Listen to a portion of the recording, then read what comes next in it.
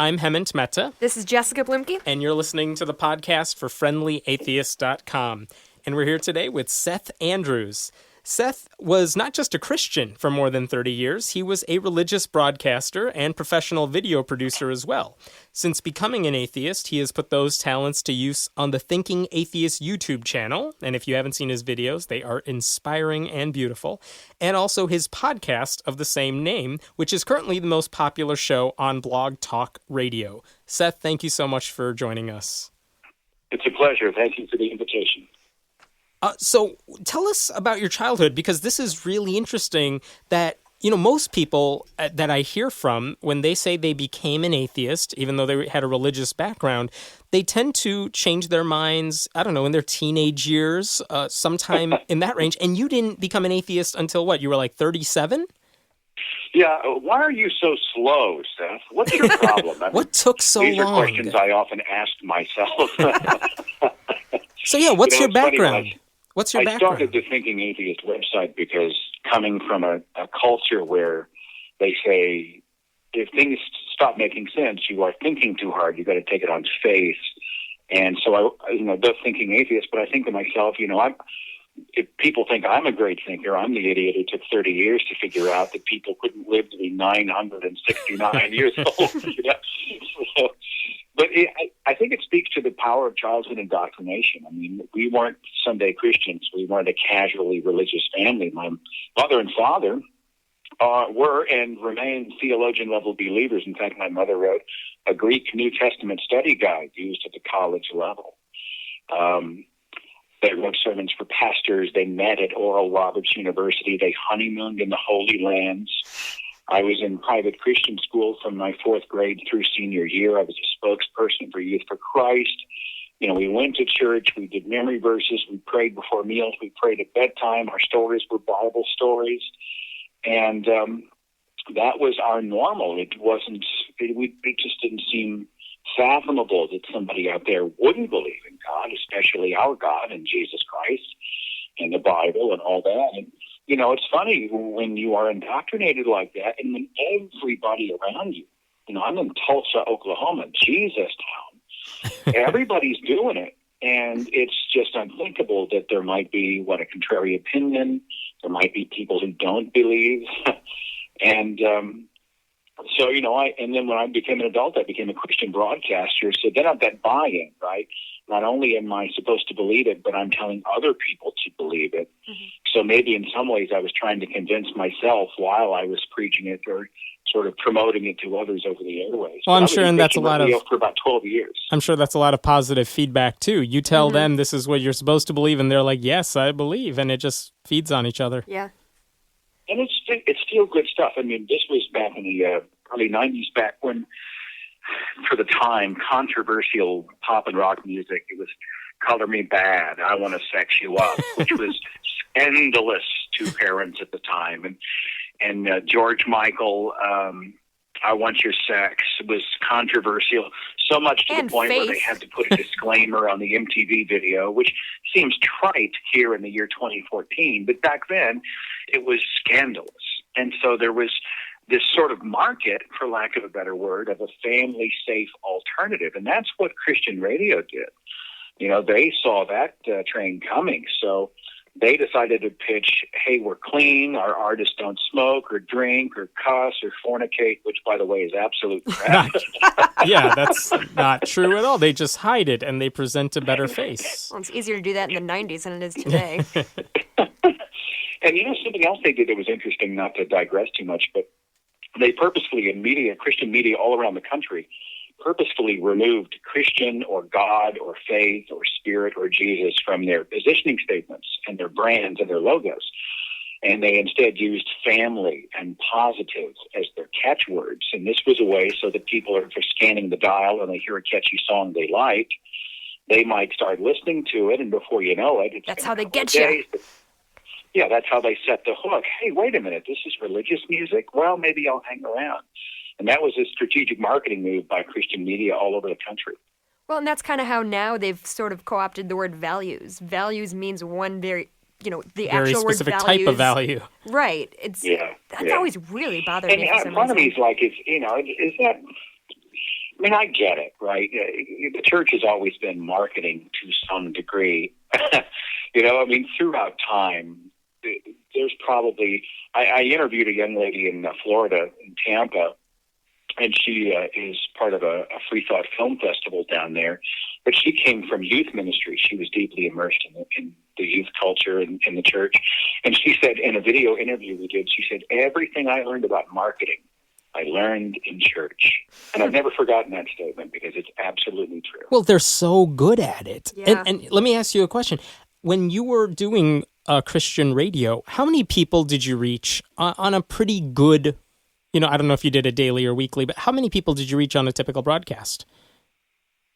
Well, it's different than podcasting. It's, in FM and AM radio, you're rated by what's called an average quarter hour. Not to get too much into the details of it, but what they do is there's companies like Arbitron and at the time AccuRatings, and what they would do is they would send out these diaries where people would tell you what they listened to. It's a hugely subjective and inaccurate way of measuring an audience. But if you listen to 5 minutes of this station in the first quarter hour, the radio station would be given credit for that whole quarter hour. Mm-hmm. And they would use that to determine how many listeners. And we had, we had several thousand people listening at any one time. It wasn't a huge station wattage-wise, but we had, not translator, but we had towers all over the state of Oklahoma and in Kansas that relayed the same signal.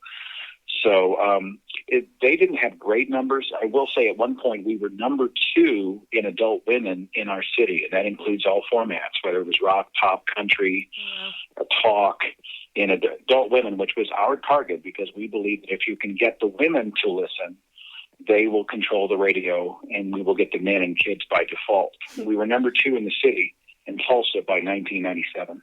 So one of the reasons I asked that is, even if you're not like the number 1 broadcaster for Christian radio in that market or something, you have an enormous reach. And I mean, you're one of the if not the top podcaster for atheism related stuff. And I wonder, do you reach more people? I assume maybe you reach more people now with your podcast because these are people selecting to listen to you.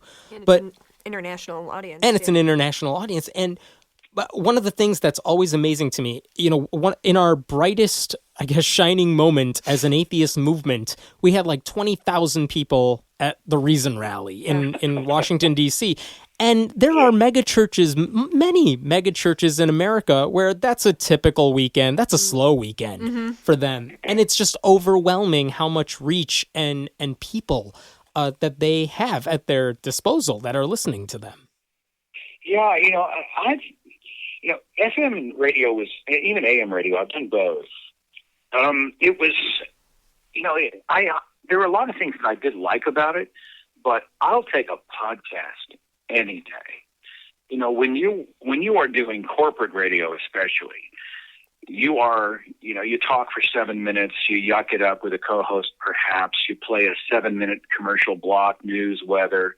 You're always interrupted. You can't really get into the meat of a lot of conversations.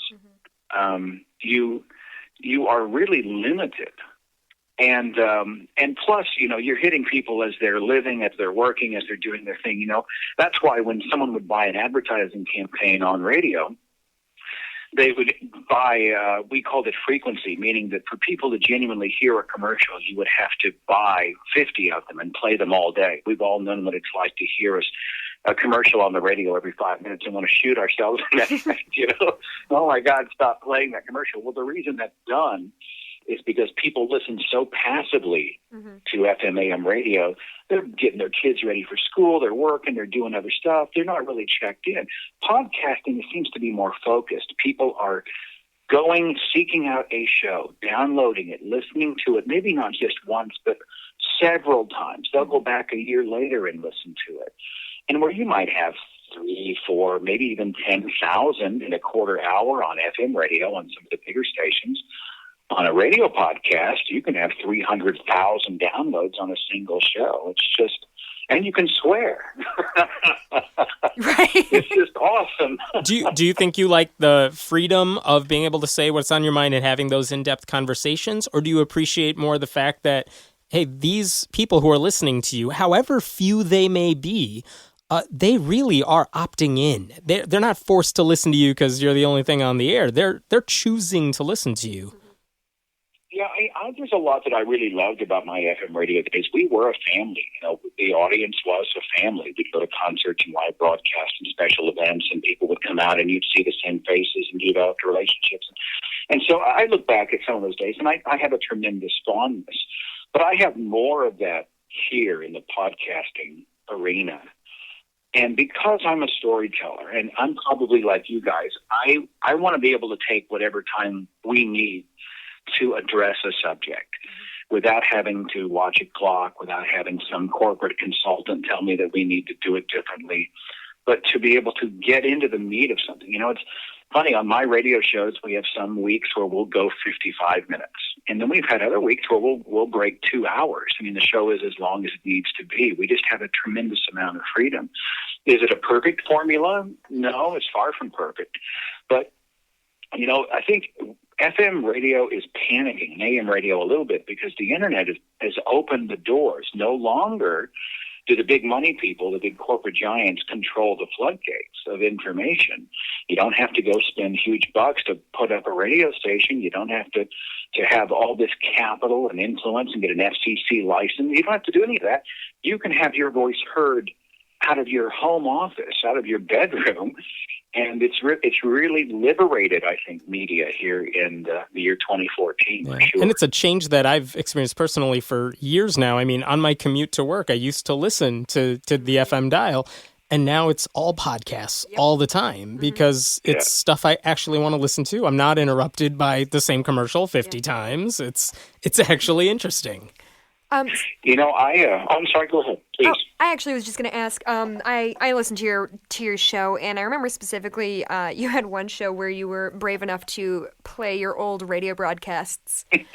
Which I loved. When you listen to that, does that feel like it's a different person, or do you can you put yourself back in that mindset pretty easily? I would like to go back in time, and I'd like to just grab myself by the collar and just shake me, wake up. I was that guy, I mean, I was the guy on the radio who, I remember filling in at KFAQ AM 1170, which was a huge AM talk station in Tulsa. They've got a huge reach, and they're, typical Sean Hannity type stuff, right? Michael Savage, conservative talk type stuff. And I was filling in for the morning guy who was on vacation. And one of the clips I played, I think, during that podcast where we sort of went back in time, was I was saying, don't people are trying to take Christ out of Christmas. Yeah. You said that. Just don't celebrate it. Don't attack our holiday. I mean, I was that guy. I was the Fox News watching, Rush Limbaugh listening. True Blue, the world is, we are stewards of the earth because God gave it to it, and all liberals, all they want to do is abort babies and fornicate. I was that cat, And I look back at myself and I think I had no business trying to tell other people about the world. I hadn't really experienced the world. And it's unfortunately my mindset at the time is epidemic in this part of the country and many others, where you only get your news from Rush. You only get your news from Bill O'Reilly. You don't trust anybody else. And boy, we're back to that insular community where you have confirmation bias everywhere, and it's hard to instigate change in those environments. I'm sorry. Oh, okay. Is there anything, do you think there's anything you could have told yourself 20 years ago that would have actually taken hold, or do you think you needed to come to it by yourself? I don't know. Somebody else asked me that. Do you think your young self would have even listened to your older self? If I had known it was me, hey, look, it's me from the future, maybe I would have, it at least would have given me something to think about. If it was a stranger, I don't know. I don't know if I would have entertained it or not. I was cocky and kind of, I was a know-it-all who knew nothing. I saw that on an episode of South Park once. Future Cartman, or old Cartman did not listen to Future Cartman. If you ask... I don't know. I really don't know. It maybe it happened. Yeah, obviously the seeds of doubt were there. Right. because I eventually crawled my way out of the cocoon. But it would have been a fight. It would have been certainly a long lunch had the old and young Seth hooked up to talk Jesus, for sure. If you ask someone like Dan Barker or Jerry DeWitt, these are guys who were pastors and are now atheists, and you ask them, can you get back in that mindset when you were a preacher? Can you get back in that religious mode? And to them, they say it's like flipping a switch. If I asked you, Seth, you're about to host a Christian radio show, get back in that mindset. What changes in your mind? Like, what would you do right now if you had to get back into Christian mode compared to your regular broadcasts? When I first started in Christian radio, we did overtly spiritual stuff. We even had a prayer time at night. 11:45 p.m. when I worked the late shift. You would take prayer requests all evening, and then you'd play the soft music, and you'd actually take time on the air to have a prayer. Dear Lord, we want to pray for Bob. Bob sent us a message, and his son has leukemia, or he lost his dog, or, something like that. And so we'd pray every night. And so I was always speaking that. But once we got into that positive hits, safe for the family, your family station, we on the air even mitigated our spiritual talk so that we were really talking more about pop culture, entertainment-based lifestyle stuff. So, I could probably do some of the material I do now, or I could do at a secular station, some of the tamer stuff. You'll hear that on Christian radio. I wasn't a preacher. We didn't go and evangelize. We let the music do the evangelizing for us, and then we were more of the glue and the entertainment and the relationship part of it that happened between the songs. Do you still keep in contact with any of your old co-hosts from those days? Well, yeah.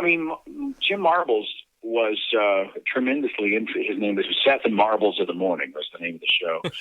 And we still keep in touch. He moved out of state and kind of semi-retired.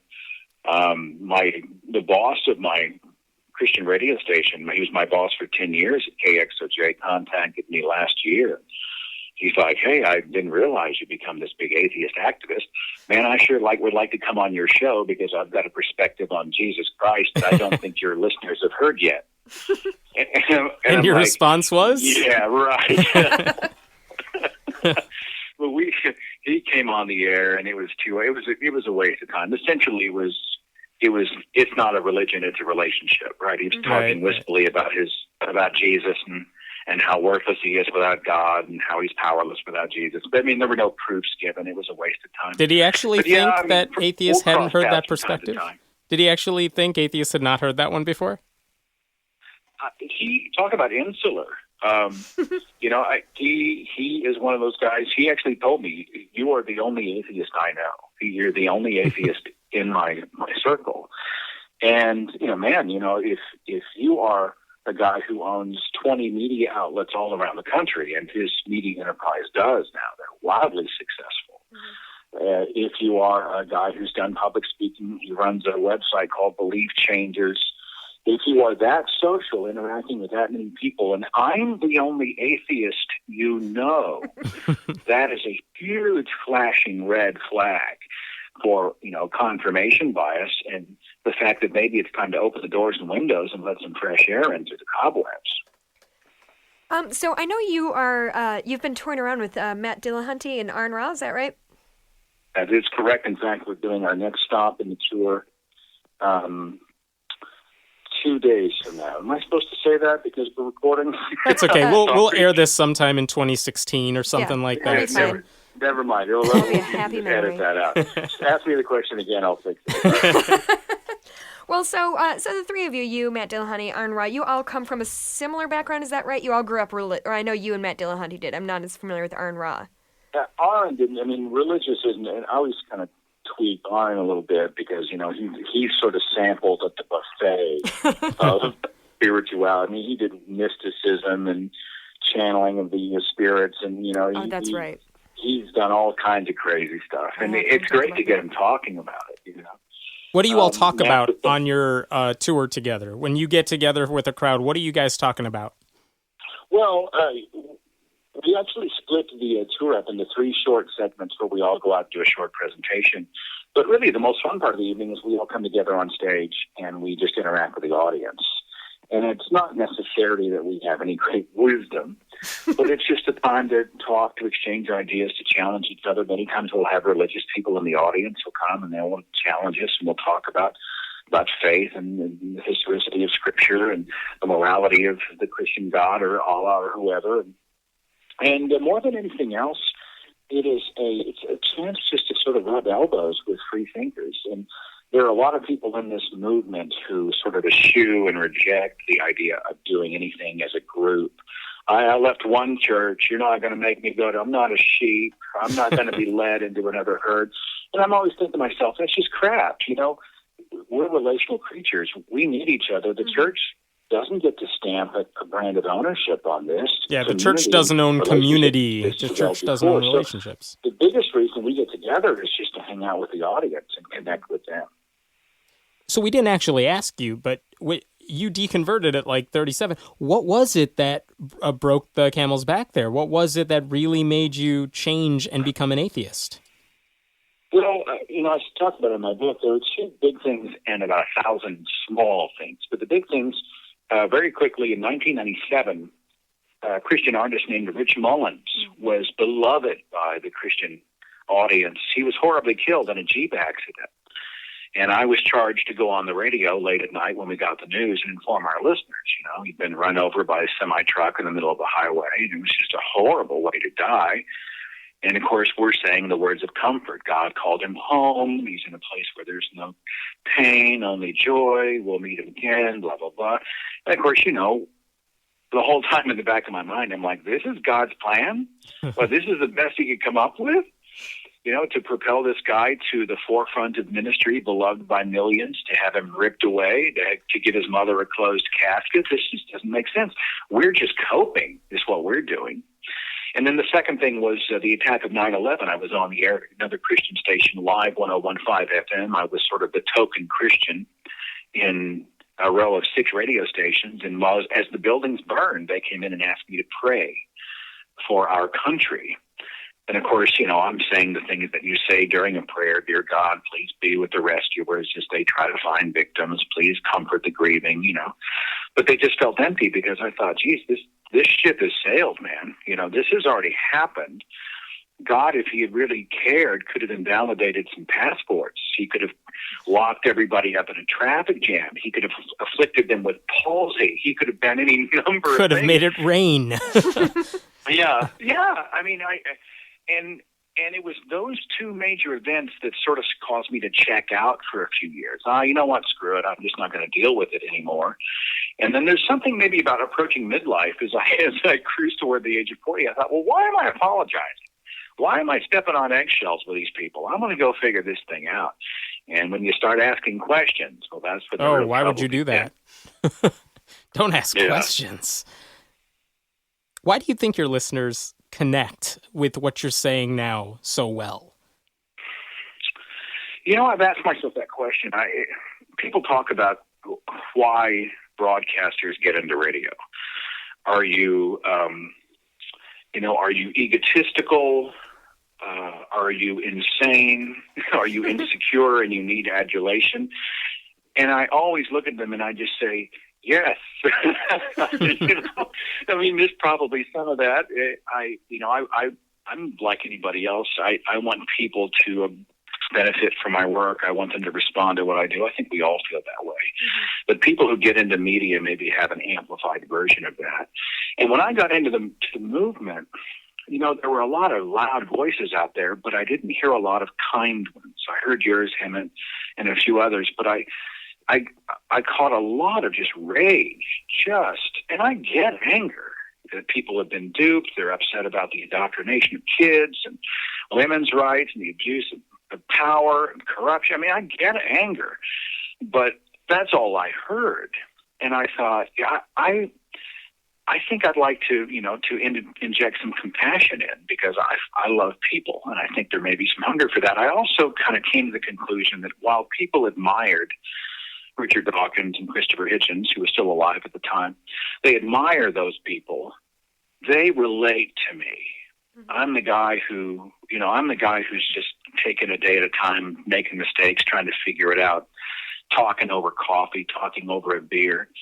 And so they're not intimidated, and I'm approachable. And I think that may be part of what explains the success of the show.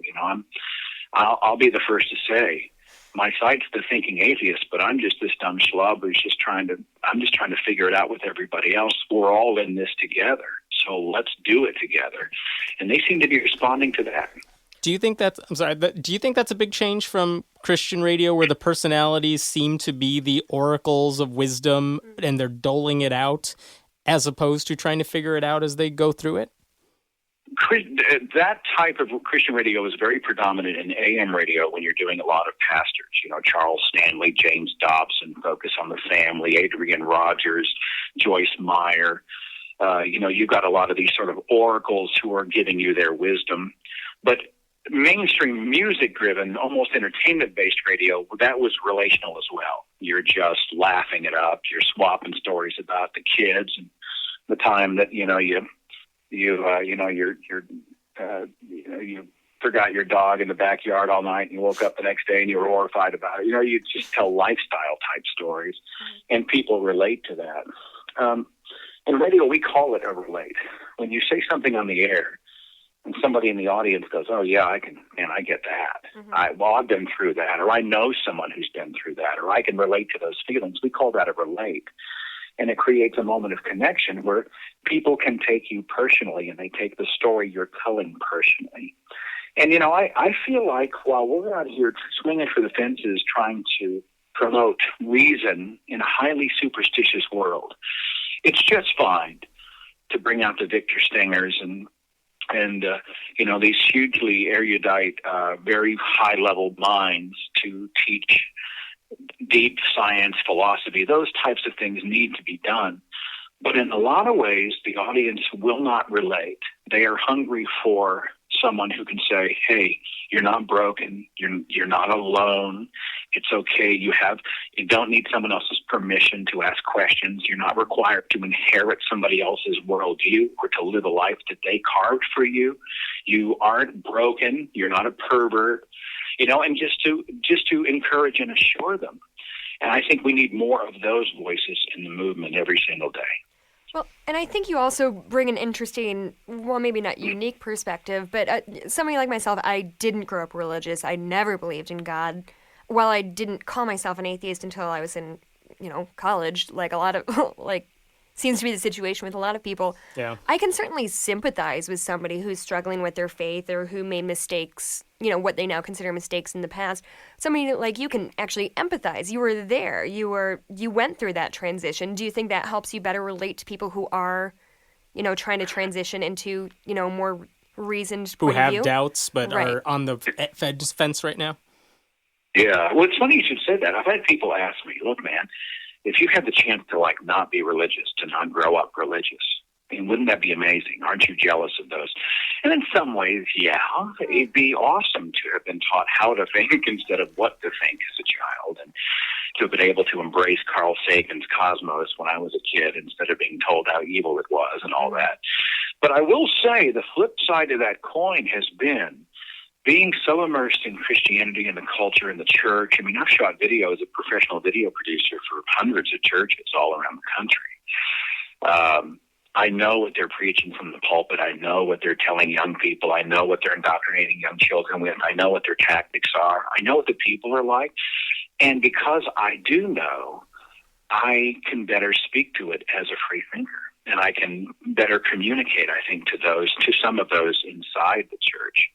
One of the biggest myths I want to dispel out there is that just because someone is religious, they're an idiot or they're insane, or any number of insults that we hear these lazy, hazy, superiority complex types toss out. You'll find the best and worst in any culture. Mm-hmm. But the fact is that people in my life who are religious, they're not stupid. They're not evil. They're not haters. They're doing their best to live their lives. They're products of family and culture. And in many ways, they're victims. And I'd like to see, we need to have certainly force when we need it, and fortitude and strength. But I also would like to see some compassion and understanding and empathy out there. These people, they're not out burning homosexuals in the street. They have some very wrong ideas about that kind of thing, but many of them are victims, and we need to see them as such.